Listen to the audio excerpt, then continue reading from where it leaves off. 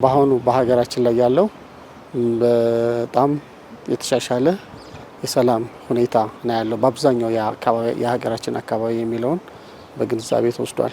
ዋናው ኮንፍሊክትን ማስቀረት፣ ሁለተኛ ኮንፍሊክት ከተፈጠረ ደግሞ ችግርና ጉዳት ሳይፈጠር መፍታት የምንችልባቸው ሀገራዊ መላዎች አሉ።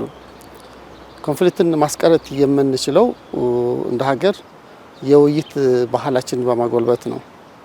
ያ ማለት እንደ ሀገር የተጀመረው እስከዛሬ የመጣንባቸው ለመስማማት የምንቸገርባቸውን ጉዳዮች ለአንድና ለመጨረሻ ጊዜ ለመፍታት ሀገራዊ የምክክር ኮሚሽን የሰራቸው ያሉ ስራዎች በጣም የሚበረታቱ እንደሆነ በግምገማው ተነስቷል። ይህን ሁሉም የህብረተሰብ ክፍል ደግፎት እስከዛሬ ድረስ የተሸከምናቸውን የመጡትን ጉዳዮቻችን የምንፈታበት ነው የሚሆነው። ሌላ የማህበረሰቡ በውይይት ችግርን የመፍታት ባህል እንዲዳብር በየአካባቢው የኮሚኒቲ ዳያሎግን ማበረታታት እንድንችልና እንደ ሀገር ከ75 በላይ የዳበሩ የችግር አፈታት እሴቶች አሉ። እነዚህን እሴቶች በመደገፍ ከፍትህ ስርዓቱ ጋር በማቀናጀት